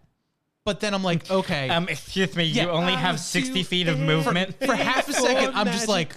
But I can't do that. Yeah, like... and there's a druid in the movie. It's in the trailers, so I'm not spoiling anything. Yeah, no, that one's in there. There are some things that the druid turns into. And I'm just like, you can't turn into an owlbear. That was like every comment when that trailer came out. But at the same time, it's like, but this is a movie. This is not. You are not literally sitting there at the table playing D&D. Also, and even if you do look at it like you're playing D&D, it's fucking homebrew. Who's to say I can't? The studio homebrewed their movie. Well, here's the thing. It's not that difficult. Who's to say that an expansion isn't going to come out where you could play an owlbear? They did release novels as backstory for all of the characters. I would be psyched. And there are novels about it. If owlbear got shifted to beast instead of monstrosity in 1D&D. You never know. That'd be dope. They're sprinkling I will just say that there were a lot of moments in the movie where I'm sitting there, I'm just like, oh fuck yeah, that's definitely happened to me. Like that has absolutely happened to my character, or sorry, that has happened. Like I don't know what I'm apologizing for yet, but sorry. The way you said it in the tone, I know you were just like, that's something Bronson's done to me. No, it was more so, yeah, that's something Joe and I have definitely done before. Oh no, it's just like that's stupid worse. shit where like, it was in. There was a specific trailer where they cast Speak with Dead. Yeah. And the trailer is just hysterical. And that scene is amazing where they cast Speak with Dead to talk to somebody. And they're just like, okay, yeah, so how's this work? I have 5 questions, right? And the dead body goes, yes. No, listen, you need to talk to me. And when I ask you a question, do you understand me? Yes. Okay, that's 3 questions now, right? Yes. And it was literally using the spell to perfection, and it's shit that happens at every D&D table at least once. Where like the characters are talking to each other, and the dead person is just like, "Oh yeah, you just asked a question." Yes. I can see it.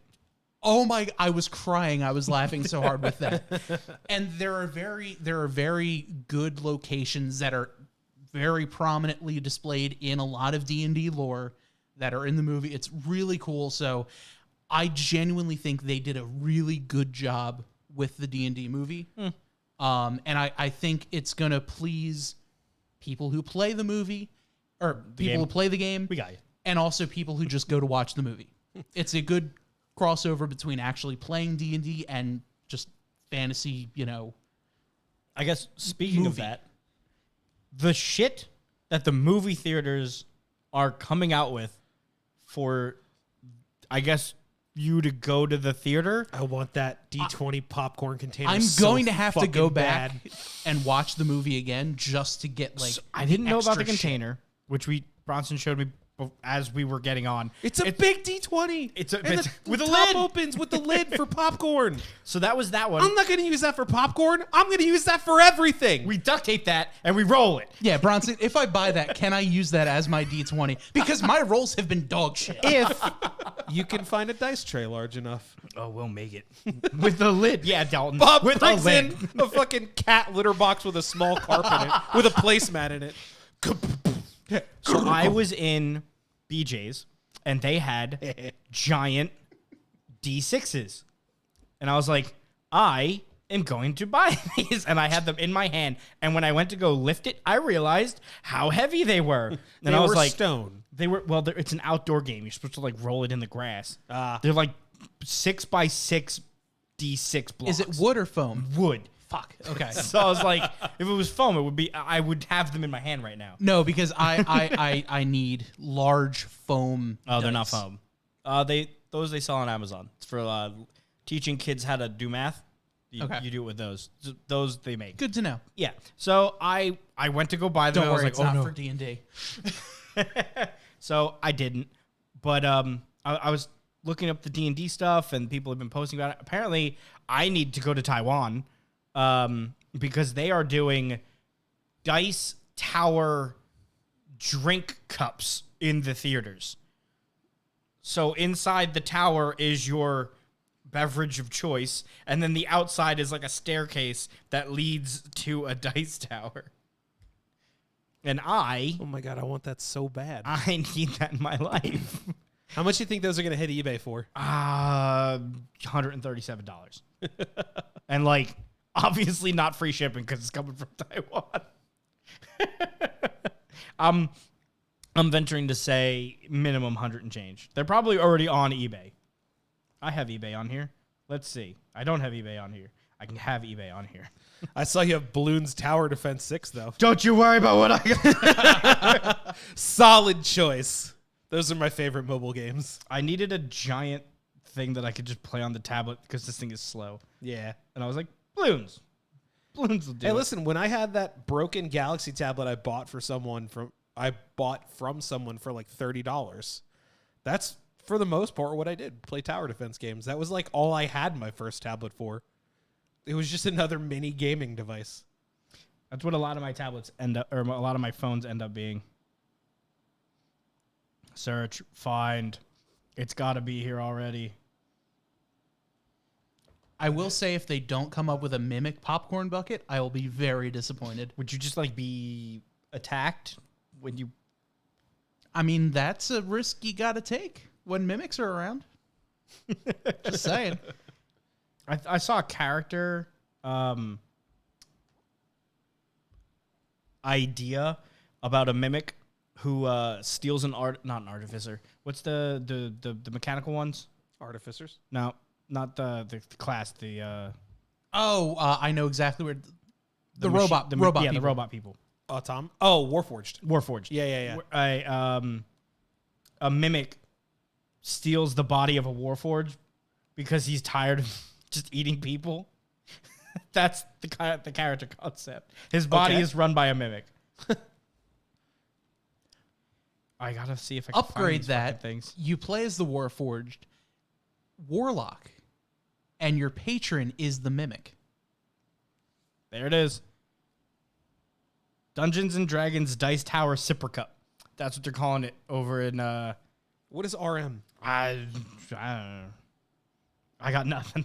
I'm gonna Google RM 155 to USD. It's probably going to be like $2.57. You remember it's Taiwan. Oh yeah, true. So that's It's $35. wow. What site is that? Don't make an impulse buy. Don't make an impulse buy. Don't make an impulse buy. You I shut don't the even hell know up if it's a and make real an site. impulse buy. Bronson needed to save money for computer Shop.gsc. parts. The combo comes with popcorn. Ooh. Honestly, though, $35 for popcorn and a drink, that sounds about right with standard fucking movie theater prices. Yeah. Keepsake by GSC. Pre-order. Yeah, I don't know. Dice is not included. Straw Well, will then be I'm out. Straw will be provided. Oh, good. Fuck really the gotta turtles. really gotta make Combo sure we're doing that. RM 168 cup with dark chocolate popcorn. Yeah, that's the combo pack. Ooh. Presumably it's like an extra $1. An extra couple hundred RM, whatever that is. No, just 13. Whatever that translates to. Whatever that math is mathin' to. Yeah. So I saw that today on Reddit, and I was like, no, close the tab. You know what? I'm gonna go for it. I don't even know if that's real. Well, turn it out. They're going to be like, okay, Taiwan, New Jersey. DL Dubs, it's in my cart too. Oh no. He says, is the mimic running the Warforged, like the little dude inside pulling the bells and whistles, like It a is boiler now. man? Yes, that is basically what I was imagining. Where like you're playing the brain, but the body is a mimic. So you're like, all right, we need to cast a spell. And then the mimic has to be like, do we though? I'm still saying it would be a great warlock patron. Like, you get your power from this mimic inside of you. That, like, you just don't know it's in there. No, address provided is out of shipping zone. That checks out. Fuck. That math tracks. Do you imagine? No. Yeah, here the item is $35. To ship it is $197. Oh man. Ship it to a UPS delivery center. I don't think anything in the US is going to pop up, is the problem we're going to have here. Do we have any viewers in Taiwan? If so, Yeah. we have a proposition for you. I can't do it to New York either. Fuck. Oh, you know what? We just opened up a building in Taiwan. I have inns. Joe. I have to make some work calls tomorrow. I will pay for it if you can get it shipped there. Oh my God, we have one too. What am I doing? What do you guys use your work calls for? Definitely not your dice. I'm just gonna buy It's like, 50 yeah, I of get, those like- and resell them here. It's like I get concert tickets, you know. You guys like, I bought a popcorn bucket in Taiwan. Priorities, Bob. Gotta go with priorities. Sporting man. event, music tickets. I'm so bummed I couldn't get that shipped here. That thing was sick. It'll be on. For now. It'll be somewhere. Until someone releases the STL. Yeah, it's probably already a thing in the because there was a company. It was on Reddit. If you look on Reddit, they have it linked to the actual manufacturer of like where they made it. So I'm sure it's gonna pop up. D-Dub says I'm clipping this. Of course you are. And while we're talking about food, 3D printed food. So I have a hot take on 3D printed food. Interesting. You're already eating 3D printed food. Sausage is 3D printed food. Is it? Yes. I don't think that's 3D It printed. is grinded up, fed through a machine, and then consolidated in packaging. Yeah, but it's not I printed. think that constitutes it's not 3D printed printing. layer by layer. It's just blended. It's just a meat tube. Although I see where you're coming from. Yeah. What would be the difference if you spaghettify it and then stack it in a circle from the print versus just squeezing it out that like extruder that goes on the front of a KitchenAid? Or like And to make it a cooking that casing anyway. and stuff. Yeah. Um. Come on. Well, the gist of the 3D printed food is that making a sausage is all natural. You're just grinding up meat and putting it in a tube. Uh-huh. The 3D printed food Right. is not organic food. It is like 3D, like it is lab made fat. Like there's a company making steaks. It is literally 3D printing steaks. So it is made lab fat and then lab Proteins. steak protein. Right. And then it is literally 3D printing a perfect, quote, perfect Wagyu style steak with the right amount of fat that melts like Wagyu does, but it's 3D printed. That's the difference. I would try it. Like, I would give it a whirl. They're already making, they have 3D printed steak, and it's flat, and it kind of looks gross. But, like, I'd give it a try. Oh yeah. But, As like, long as you could absolutely guarantee me that it was sanitary and not a health risk. so I would that's, try it. that's the thing is, Okay, I'm out. at what point are you out? Like, a big thing that they're trying to push is humans need more protein, cows are really expensive, and their farts are literally the worst. What about By the way, crickets? that he does not mean they smell bad. Cow farts are actually the primary cause of global warming nationally. I mean, they also smell bad. Like methane is a greenhouse gas. If you look at the major contributor across the planet to greenhouse gas emissions, it's the cattle industry. Mm-hmm. Because cows fart a lot. Indeed. Same. Thank you, Bob, for your thoughtful insight. That's what I'm here for.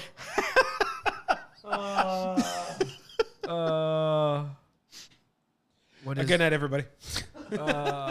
Alternatively, be self-sufficient. I hated being a little farmer, but boy was the food fresh. I mean, yeah, I got a lot of plants around. You can't see it, but they're all here. We talked about it last week. Yeah, there's like one over my shoulder, you know. Yeah, but you can't eat that one. That's the one fake one. Not with that attitude. You can. You shouldn't. So I like the idea of printing food, as long as would you go to the supermarket and be like, yep, that's a pound of crickets for me to make cricket stew later? Maybe.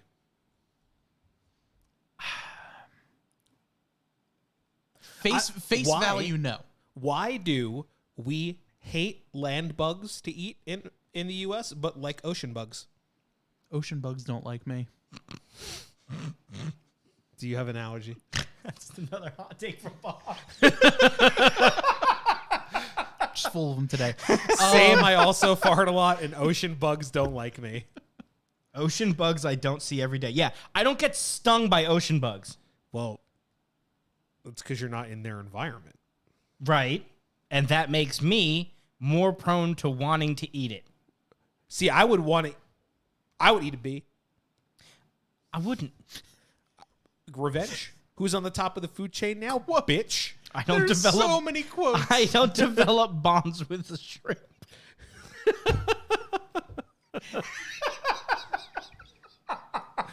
That's a fact. That is a fact. Like if I look outside and I see a cricket, or like in my house after my cats have ripped 2 of its 7 legs off, and I'm like, oh, I'll put you on a tree outside. You're still gonna die, but at least you won't be eaten by a cat. And then like I put it outside and I'm like, a bird's definitely gonna eat it because it can't run away now. Yeah. My cats have already half murdered it. You can form a bond with a shrimp because some of our fish tanks at work have shrimp in them, and people have named them. And they notice when they suddenly go missing. Shrimp don't live that long. Yeah. But I don't know. I've had crickets. I had chocolate covered crickets. Meh. The chocolate was good. I've had ants on a log, but like the ants were real, and you shouldn't eat the stick because it was also a real stick. Huh. But it did have raisins, so that was nice. Are you sure there were raisins? That's what I would like to tell myself to believe, but honestly, no, I don't know if it was raisins. Oh boy. So we were at an Explorers Club event. It's a very like red tie event for people who have done extraordinary things. I was a guest, not extraordinary. But they had like crazy shit there for all of these exploring things. So when you say like, it was like the one we went to was like snacks around the world. And the whole joke was like, here's the ants on a log. And for us, that's like raisins, peanut butter, celery. Mm-hmm. For them, it was ants on a log. Like, they made all of the joke foods that, like, we all associate with as, like, some kind of healthy thing for kids, and then made them the real way. Okay. So I was eating all of this very weird shit. But I was like, when's the next time, like, I'm gonna eat a fucking chocolate-covered cricket? Like, it's not a thing. I can't just go to ShopRite and be like, hey, you got any of them crickets covered in chocolate? Yeah, just go to PetSmart. Nah. It'll have protein powder on it for geckos and lizards. Gross. Yeah. I mean, hey, that's one way to get protein. What did D-Dubs say in the chat? Greg, I feel stupid bugs. Shrimp are stupid, useless creatures in my environment.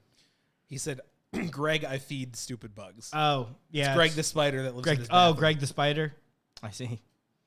How big is this fucking spider? Now I'm just picturing him feeding shrimp to the spider. My wife is terrified of spiders. Absolutely terrified. I am not. I get why some people are. Mm-hmm. I understand. It's not it's not one of those things where I don't understand the phobia, because I have a couple of those. Like, anyway, I don't want to insult anybody, but I get why people are afraid of spiders. I can tell the distinction in a spider that you should be afraid of versus you should not be afraid of. All over New Jersey, during a few seasons, there are orb weavers. Mm-hmm. Orb weavers are awesome spiders, and they exclusively eat mosquitoes. Yeah, they do. I think that's dope. They're pretty colors. They have cool designs. They're unmistakably orb weavers when you see them. Mm-hmm. Some people are still terrified of that because they look creepy as fuck. Want to hear a new weird thing about spiders that's probably not great? Brown widow spiders are eating all of the black widows that are around the area. That's not good. Why? Environment stuff. Brown widows are not a U.S. based species. They're invasive.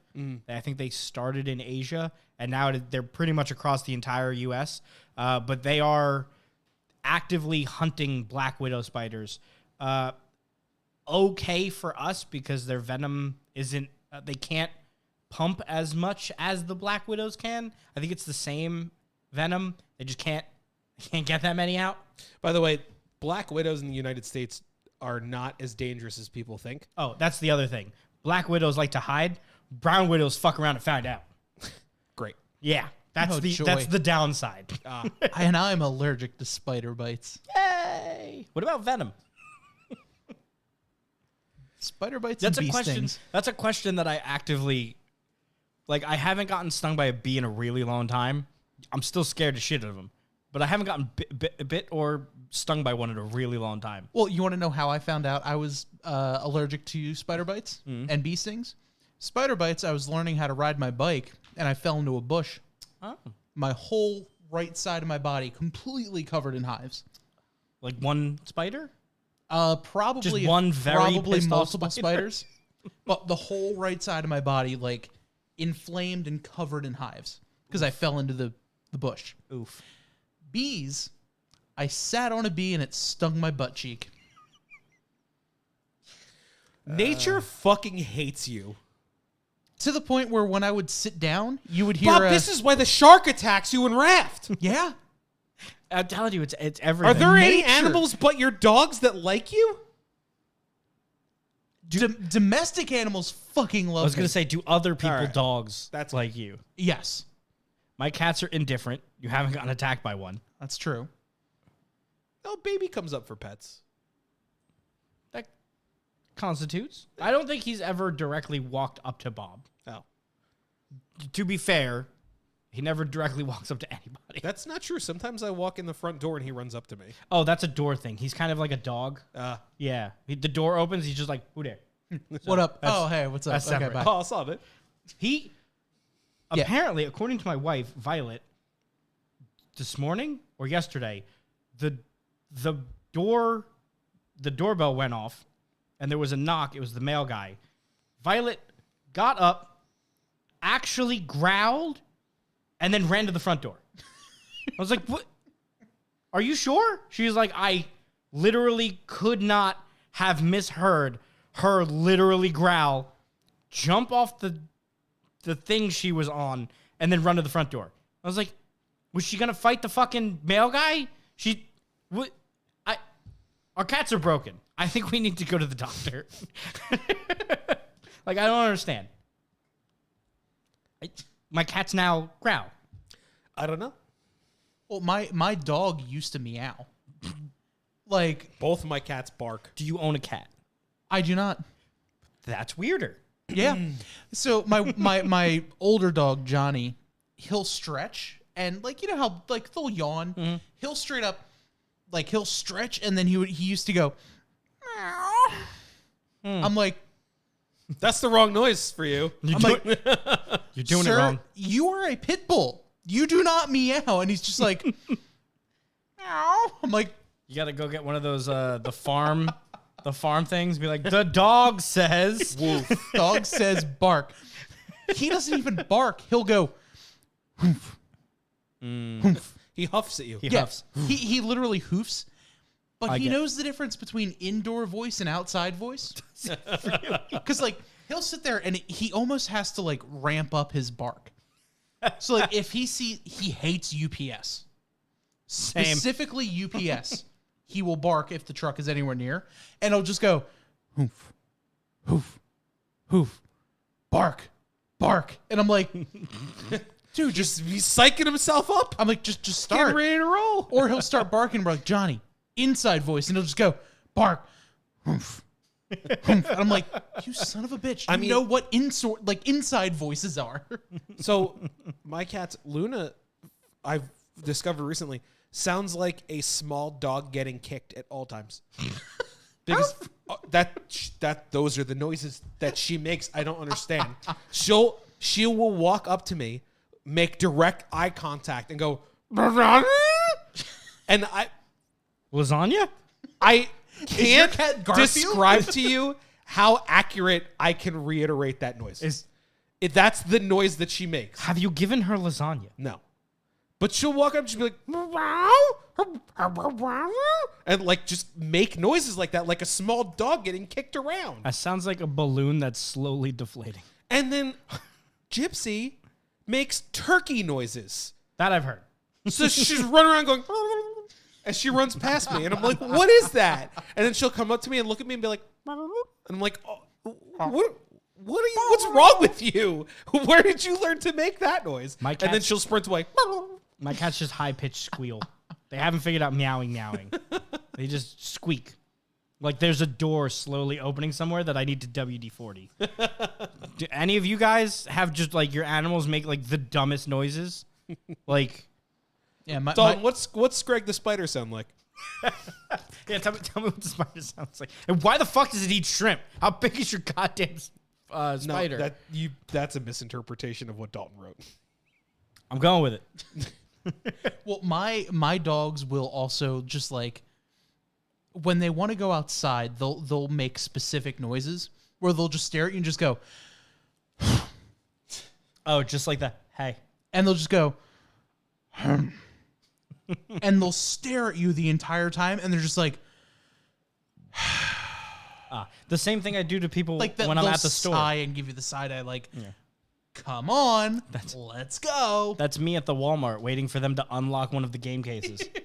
It's the same energy. Just like if my dog could like move his arms, he would have his hand on his hip and just Harumph. Yeah, right. come on, you idiot. I'm telling you, same as when I'm in Walmart. Like, just give me the key. I'm not going to steal shit. I don't want any of that. Just that one. I'm not going to steal it, but I just need that one. You're working with like an 80-year-old man. This is going to be a really long time. Just give me the key. Just turn and talk to him in my direction so I can unlock the thing and take the thing and lock it again. Not that hard. I could do this. I worked at a Toys R Us. I know how the keys work. Guy's like, I don't. Well, I feel like it's a pretty good jumping off point here. We've been at it for a little bit of time. But thank you all again so much for hanging out with us here on Tabletop Trio Podcast.